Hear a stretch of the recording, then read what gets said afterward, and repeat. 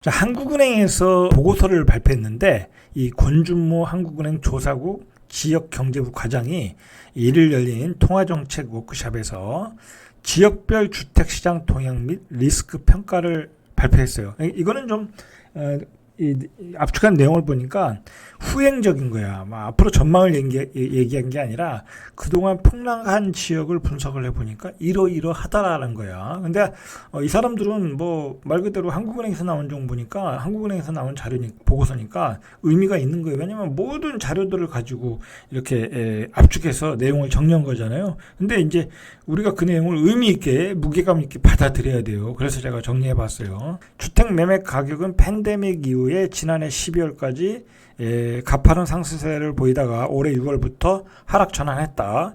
자, 이후 하락폭이 점차 확대되고 있다. 그래서 최근 주택가격 하락은 수도권과 광역시를 중심으로 크게 나타나는 등 지역별로 차별화되는 양상을 보여주고 있다. 뭐 여기까지는 일반적인 얘기예요. 자, 최근 집값이 소폭 하락했지만 여전히 높은 가격대를 유지하고 있다. 그러니까 많이 빠진 것 같지만 아직도 버블이 끼어있다라는 거예요. 자, 그 원인은 대출금리 상승에 따른 이자 부담이 커지는 상황에서 앞으로도 집값 하방 압력이 커질 것이라는 거예요. 그러니까 한국은행에서 볼 때 계속 이자가 올라가기 때문에 하방 압력은 계속 커질 거란 얘기예요. 자, 그 중에서 집값이 세종과 경기도 등 상승폭이 컸던 지역에서 더 크게 떨어질 가능성이 크다. 세종과 경기도 상승폭이 컸던 지역에서 더 많이 떨어진다. 그러니까 뭐 이건 나온 결과잖아요. 그러니까 제가 이야기하는 게 이 보고서는 그냥 후행적인 보고서야. 보고서. 근데 그 원인이 뭐냐? 그리고 지금 현재 집값이 어떤 상태냐라는 걸 우리가 여기서 파악해야 돼. 여전히 높은 가격대라는 거야. 여전히 높은 버블 가격을 형성하고 있다라는 거야. 지역별로 볼 때는. 특히 서울 같은 경우에. 자, 한국은행에 따르면 2019년, 2021년 집값 상승기에 비해 조정기가 들어가면 지역 간의 차별차가 더욱 뚜렷하게 나타나는데, 이제 한국은행에서 볼 때 수도권의 하락폭이 비수도권보다 더 크다라는 거야. 서울 수도권이 결과적으로는. 왜 그러냐면 항상 그 집값이 이 버블을 만들 때는 서울 수도권이 버블이 더 큰 거야. 지방보다는. 지방은 올라가는 폭이 한계가 있잖아요. 서울보다 더 많이 올라갈 수는 없잖아. 서울의 대장이 얼마니까 지방은 얼마야 된다. 그 부동산꾼들이 만들어낸 얘기 아니에요. 그러니까 지방은 아무리 올라가도 올라가는 한계가 있어. 근데 수도권은 이 상단이 없다니까. 특히 강남 같은데. 요번에 보세요. 강남 상단이 없이 올라갔잖아. 결국 버블을 만든 거야. 응? 84 기준으로 40억 간 거야. 그게 말이 되냐고.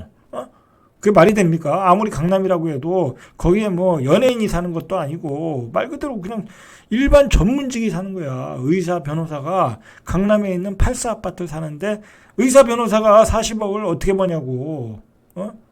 망하는 의사도 많고 요즘 월급쟁이 하는 변호사도 많은데, 그리고 대기업 다니는 사람들이 거기 사는 거 아니야. 그 사람들이 그걸 40억을 지불하고 살 능력이 있습니까? 없단 말이야.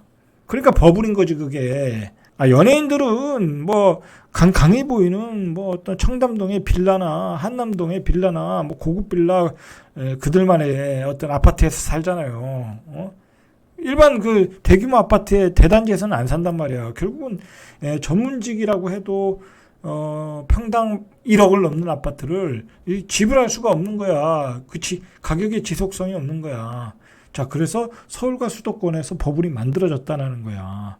그리고 이 보고서에서는 지역별로는 세종과 대구의 버블이 컸다. 그래서 하락세가 강했다라는 거예요. 결과적으로 버블이 컸던 지역은 많이 빠진다. 빠졌고 앞으로도 빠진다라는 보고서의 내용이에요. 이건 상승기에 높은 오름세를 보였던 지역에서 조정기 중 가장 하락폭이 더 크게 나타났다. 그래서 고점 대비 가격 하락폭은 세종이 마이너스 10.5, 대구가 마이너스 5.1, 인천이 마이너스 3.3, 대전이 3.2 이렇게 나타나고 있다라는 거예요. 이건 후행 승보고죠. 자, 그래서 주택 가격 하방 리스크 또한 지난해 말부터 빠르게 증대된 것으로 나타나고 있다라고 설명하고 있어요. 그래서 금리 상승기에 높은 수준의 가계부채를 가지고 버블을 만들었다라는 거예요. 이 사람의 이야기는. 그래서 차주의 원리금 상환 부담을 크게 증대시키는 요인으로 작용했다. 그리고 차주의 소득 대비 대출 잔액 비율 LTI가 너무 높다라는 거예요. 그러니까 지금의 집값 서울에 12억, 16억, 18억 그 역세권에 있는 그런 아파트들의 가격들은 다 대출을 받아서 버블로 올라갔다. 그런데 앞으로 금리 인상이 되니까 그걸 감당하기 어려울 것이니 결국 집값은 버블은 빠질 것이다라고 이야기를 하는 거예요. 지금 이 사람의 이야기는. 자, 이렇게 대한민국의 한국은행에서 나오는 보고서의 내용도 이래요.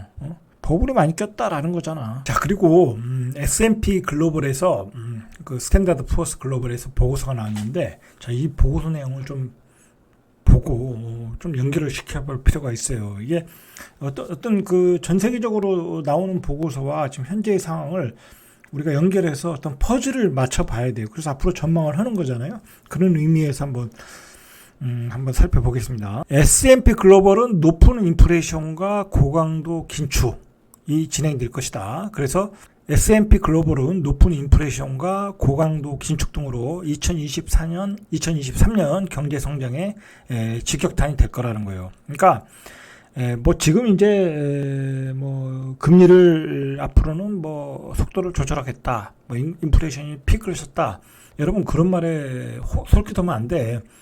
인플레이션은 지속된다라는 게 스탠다드 푸어스 글로벌의 어떤 그 전망이에요. 이거는 연준도 이렇게 이야기하고 있고 여러 가지 보고서들이 인플레이션은 계속해서 된다라는 거야.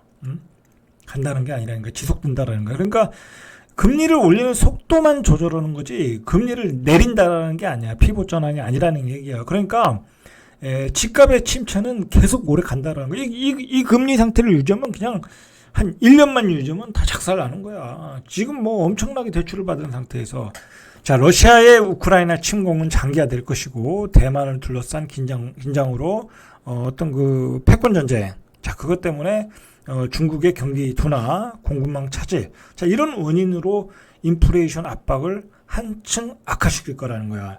자, 요거는 굉장히 중요한 내용이야, 이거.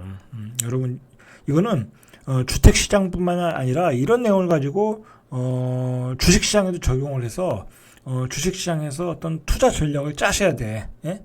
중요한 거라니까. 인플레이션 압박은 계속 된다. 그러니까 금리를 내릴 수가 없다니까.